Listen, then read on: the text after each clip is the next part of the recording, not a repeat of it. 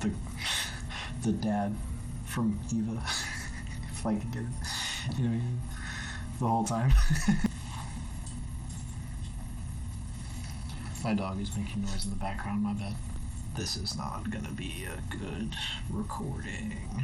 Out of anybody on the planet, I am probably the biggest Percy Jackson loser to have ever existed. I remember being like 10 years old. I got my mom to make me like watch the movie, the terrible Percy Jackson movie. And I hadn't read the book yet, and I was like, Mom, this movie's awesome. Will you get me the graphic novel of the movie so I can like read that? And she was like, yeah, of course. So Scholastic Book Fair, I went, you know, I gave her the thing, and then she wrote it down and she gave it back to me, and I went back to the Scholastic Book Fair, gave it to my third grade teacher, and I was like, thank you, and she was like, yep. And then like 3 weeks passed, then finally our books came in, and I went to go read the comic book version of the novel, and then it was the actual book, and I came home, I was like, Mom, what the fuck is this shit? And she was like, you're reading too many comic books, I need you to read actual books, you fucking idiot. Anyway, then I read, you know, the actual book, and like page 1, I just remember I was like, oh, this is way fucking better than the dog shit movie I've been watching this entire time. And then I was hooked, and then I basically read every single book back to back after that. It was my hyperfixation for the next now. Fun fact, I actually read 1, 2, 3, and then some other kid in my class had taken the 4th one, so I skipped straight to 5, and I didn't read the 4th one until like 3 months later, so I just spoiled myself on the end like a fucking idiot. I have a lot of love for these books, and I still kind of like those dog shit movies, even if they're dog shit. And now we have the actual TV show, so what I'm gonna do is I'm gonna record like my reaction, and then we're just gonna talk about it. Right off the bat, I want to say that I absolutely adored this adaptation, like from the get-go. He opens up, he does the opening monologue from the book, everything about it is perfect, and I was immediately hooked. I felt like I was a dumb, 10-year-old kid, again, reading the book. And I don't want to sound like a man baby, like just completely nostalgia baited. Walker Scoble delivers it kind of exactly how I read it in my head back then at that time. So it's easy to get into, and I'm not just saying that because I'm feeling particularly nostalgic about this series. The series opens up, we're treated to the montage of Percy experiencing strange things happening in his childhood. And this is one of the first deviations from the book. Is in the actual book series, Percy has ADHD and dyslexia, and he causes a couple of we're gonna be hearing my dog skittering around under the desk. In fact, how about I'm just gonna, hey buddy. Like I said, this was not gonna be a very professional recording. So that's our first deviation, is Percy is kind of a bad kid in the books because he's causing, he drops his whole class into a shark tank at an aquarium one time. He what was the other one? He sets off a Civil War cannon and shoots his school bus and destroys it somehow. It's never explained how he did it. And the TV show deviates from this. It treats it more like Percy is seeing things. He's seeing the Greek world, and they're treating him like he has a mental illness of some kind. So on top of being ADHD and dyslexic, he is also treated like having some sort of almost schizophrenia kind of in a way. It's a pretty brief introduction. Then we're introduced to Grover, sets them up as pretty good friends. They get along. There's a Myth of Magic card game cameo. Fans of the books are going to know what that is, off the bat. In the corrupted reaction image, you can see that I do the Leo point at the screen. Because I'm like, oh my god, I recognize that. That's funny. Something that I thought was cool about that cameo is that they treat the card we see is the Minotaur. And he's wearing the underwear that he was wearing. They replaced his loincloth with Fruit of the Loom, like tidy whities for like whatever reason.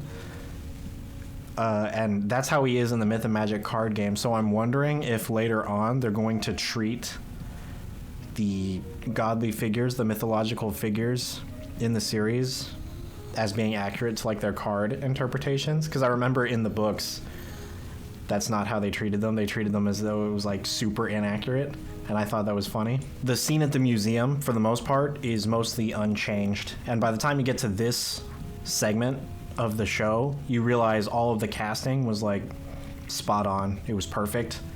Everyone is great. The actor for Mr. Brunner, Chiron, I thought was really good. Mrs. Dodd's actress, I forget her name, she's Nick Offerman's wife, I thought was very well cast, and I'm hoping we see more of her. And based on how the book went, I'm hoping we do.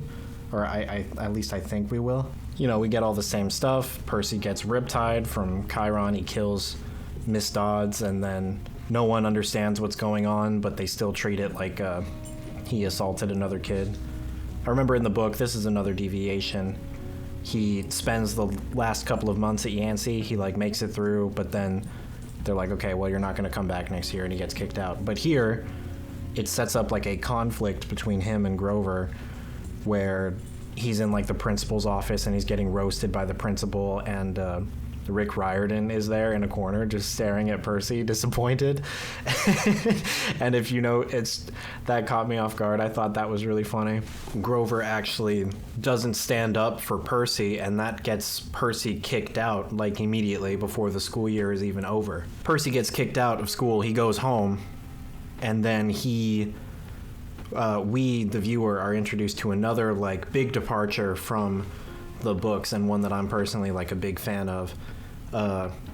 I was most looking forward to the actress for Sally, Percy's mom, you know, in the series, because she's always been like one of my top 3, you know, favorite characters. I love how Rick in the original novel portrayed that kind of mother-son like relationship, because I had like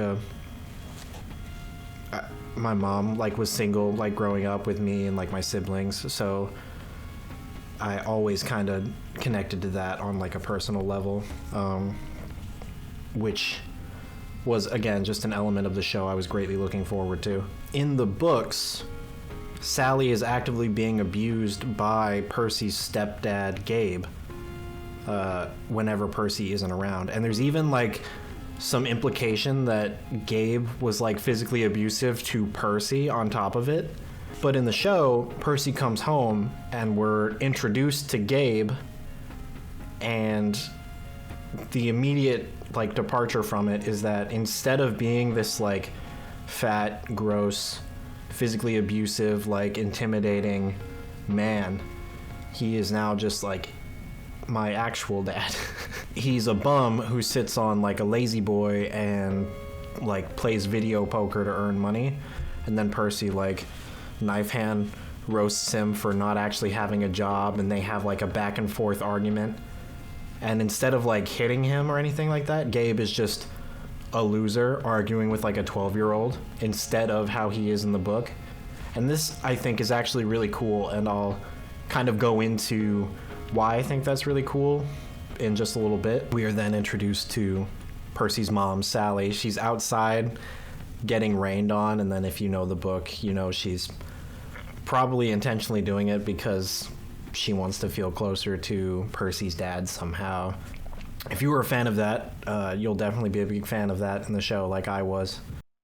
Overall, very happy with the Sally casting. Like I couldn't picture at this point a better actress for that. I was very pleased. But what's cool about the scene is that a second later, Gabe comes in and Sally and him have like an argument, and instead of being like kind of meek and like putting up with it, an incredibly sweet, like perfect angelic character that she is in the books, she actually like stands up to him and like doesn't take shit from him because he's a bum. And it's like, okay, that's pretty good. In the source material, it's revealed that Sally married like just this ugly, repulsive, fat piece of shit who smelled bad, because it would like ward monsters off of Percy's scent and like keep him safe growing up. And it's revealed that she put up with all of that just to keep him safe. But the physical abuse element of it was only brought in at like the very end of the book, and was only brought up for like 2 seconds and then never really elaborated on again, because again, it's a kid's book. Obviously they're not going to go too in depth on it. And I have seen people in some circles be like genuinely upset that the physical abuse element to Sally and Gabe is not actually happening in the show, and they're upset that there's probably not going to be like a one-to-one adaptation of that whole character arc. Gabe, being the physically abusive monster that he was in the original book, is sort of meant to represent one of Percy's first and like major challenges throughout the book. We are introduced to Gabe. He bullies Percy. He's bullying his mom. He represents this dark presence hanging over Percy's life. And then by the end of the first book, Percy has overcome that whole fear of him. Like, he just boxed a god and monsters and everything like that, and he doesn't care to be afraid of just like a big fat piece of shit that Gabe is. So in that context, I can understand why someone might be upset that that is the route they're going, which is to move away from that. But it's also, in my opinion, something from the original book that might not have aged very well. It's not telling the viewer or the reader that putting up with a physically abusive significant other is a strong thing to do. But that's also kind of the vibe that I'm getting from people who are disappointed that this element of the plot has been changed. This is also a PG kid show on Disney, so if you want to take it to like a more producer, like studio meddling route, you can make the argument that they had to change it because showing that on like a screen, showing that on-screen physical abuse was going to be probably not doable. It was probably going to bump the age rating up, and they want the show to be PG. So you could justify it like that. However, while I do think they primarily removed the physical abuse element from the first book because of some studio meddling and because they need to keep the age rating down, it's still very faithful to the original series in that Gabe being like a lazy bum who just like is there and is a loser and doesn't contribute anything to Percy or Sally's lives. We see later on that it actually lessens Percy's tolerance for his own father, also in his eyes being like a lazy bum who is not involved in his life at all. And it's something that this TV show leans way heavier into that the first book does not, and that is the gods being particularly dog shit, just terrible parents. Like, I've seen people say it's toxic that Sally stands up to Gabe and is rude to him, or it's character assassination because she stands up to him, which that's not it.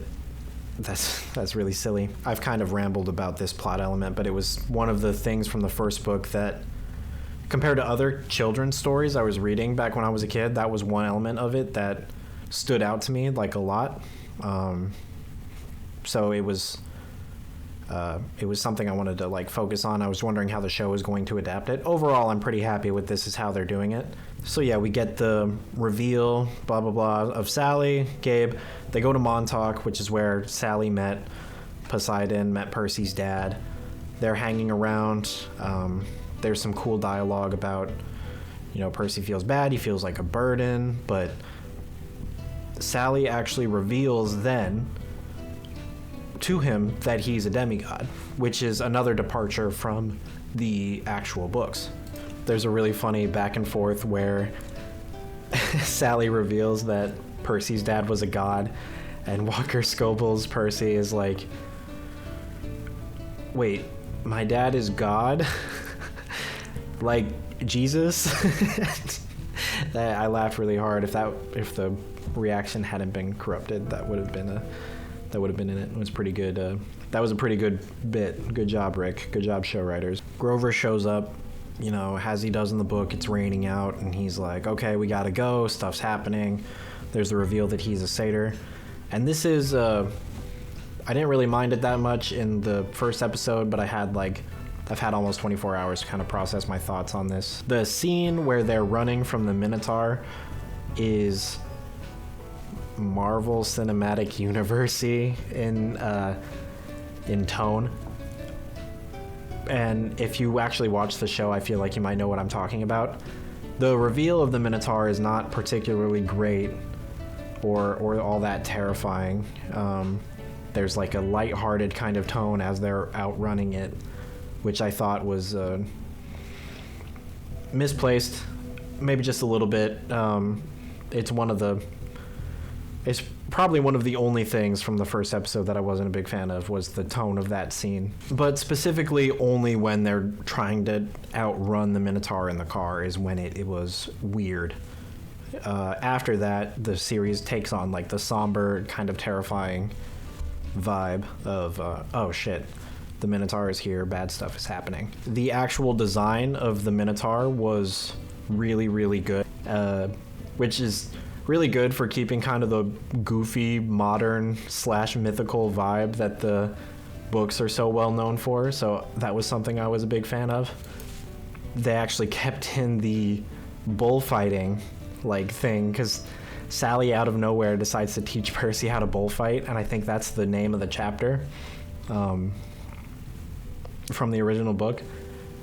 She takes off his like red jacket and she's like waving it around, trying to dance around the Minotaur, and just one of the little things. I wouldn't call it fan service, but it was just like that was good. I didn't think they would keep that in. I thought they would cut that out, so I like that.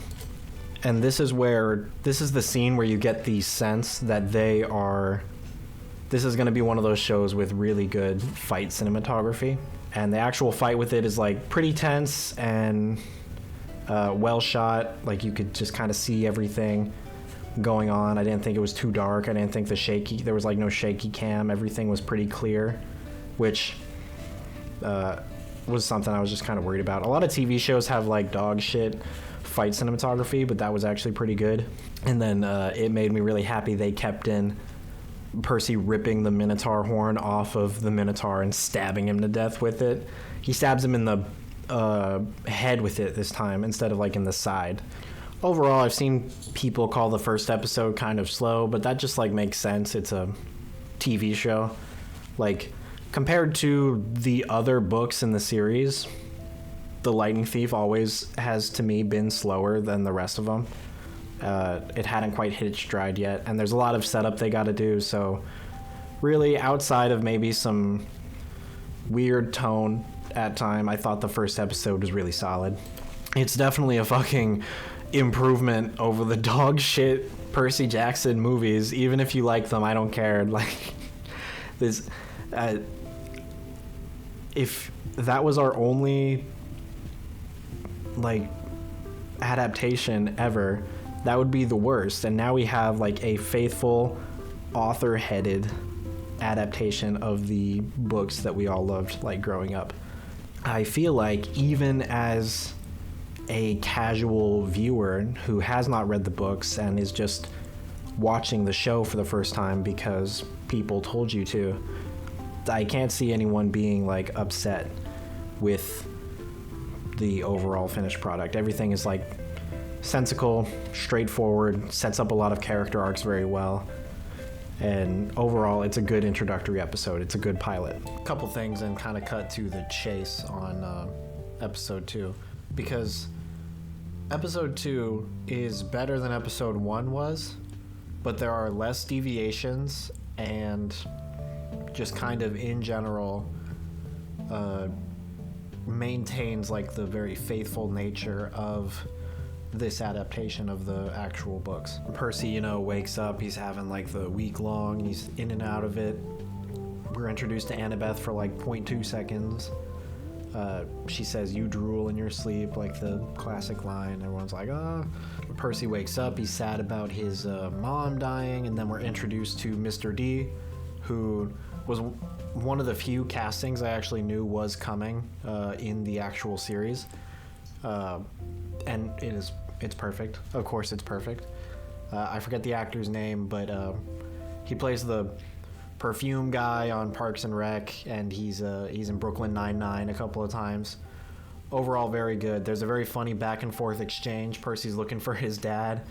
He meets Dionysus, and then Dionysus pretends to be Percy's dad so he can get Percy to go and get him booze, because they kept that in. He's got the Diet Coke addiction, and he's like not allowed to drink alcohol. We get the lore dump. Percy walks around, he learns about the claiming system, and he actually is like, okay, that's bullshit.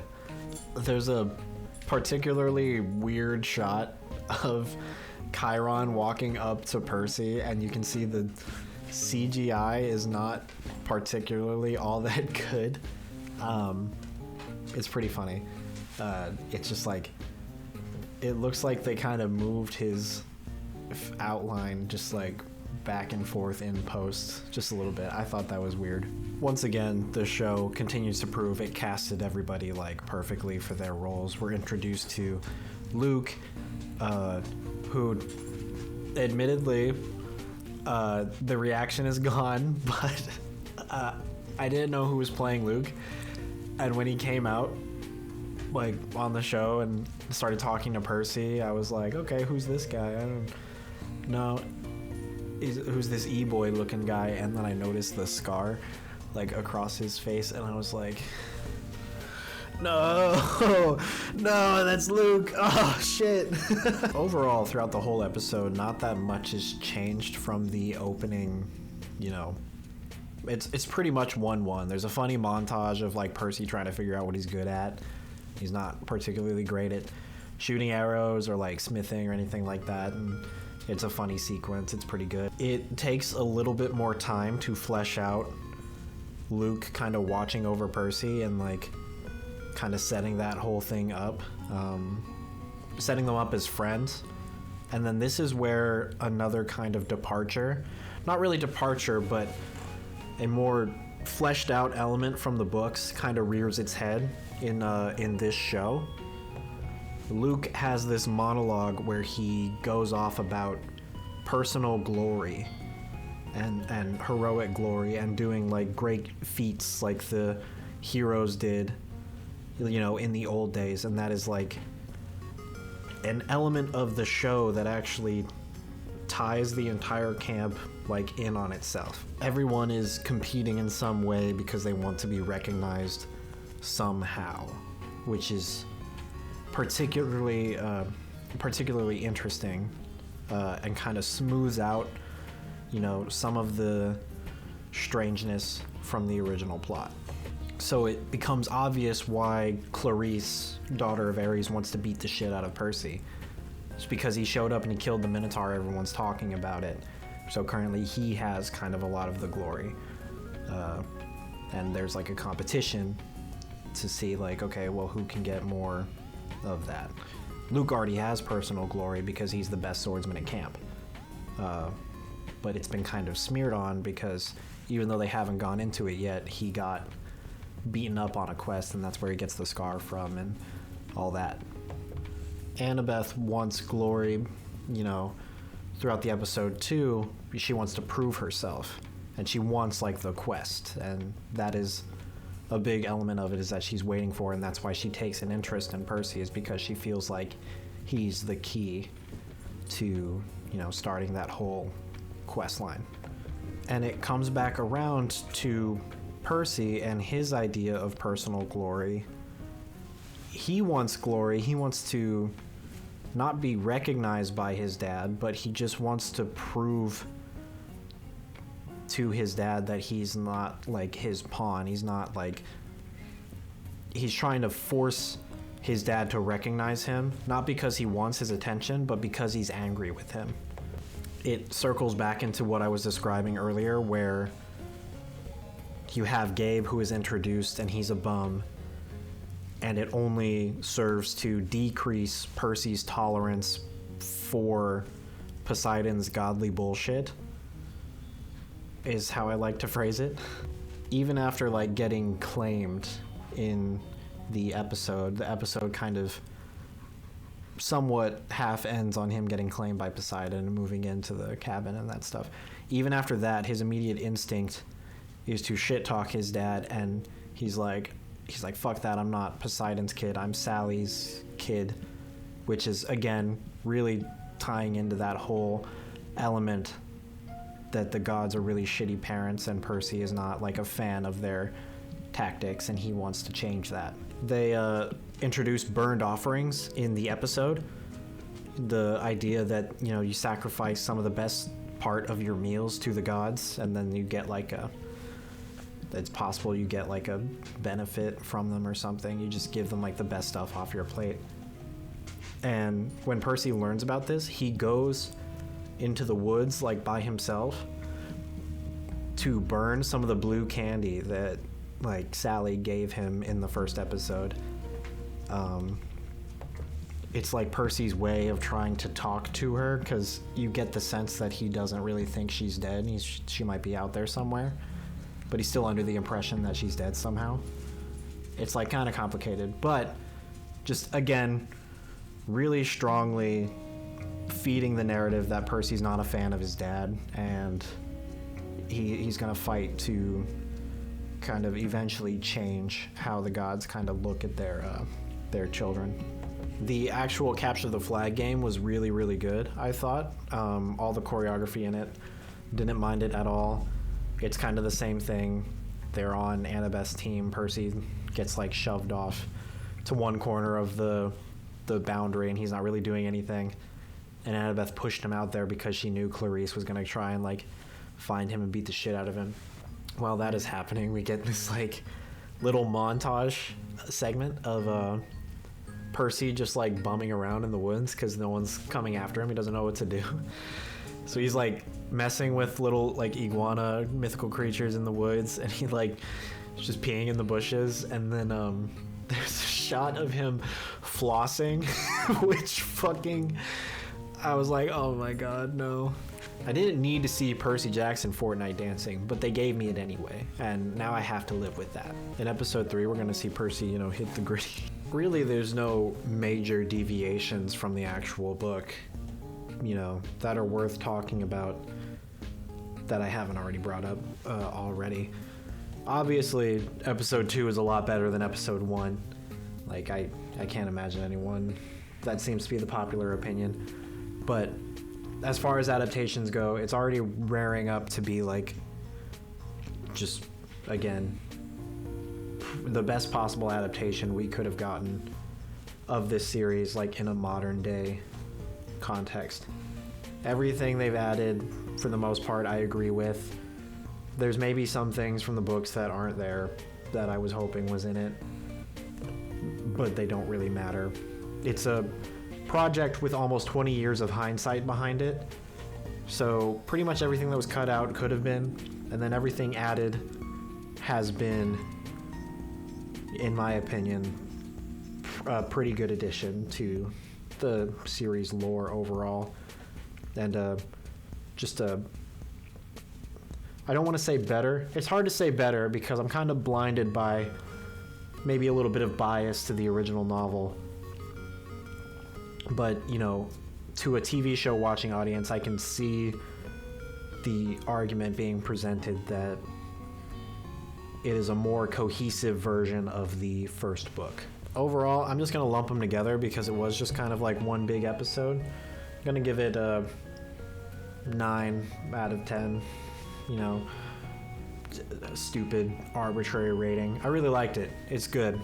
And if you like Percy Jackson, you'll like it. And if you don't know anything about anything, you'll probably like it. Really looking forward to what the series has to offer. I think as the show comes out week to week, I might try and record just a little bit of rambly kind of breakdown of whatever episode, because I got a lot of passion for this series. To me, it's one of my big inspirations for wanting to even get into writing to begin with, or become like a creator. It has a very special place in my heart, so a lot of where I'm talking from is going to come from like a place of bias, but overall I'm very satisfied with the end products, and I'm looking forward to seeing like what happens.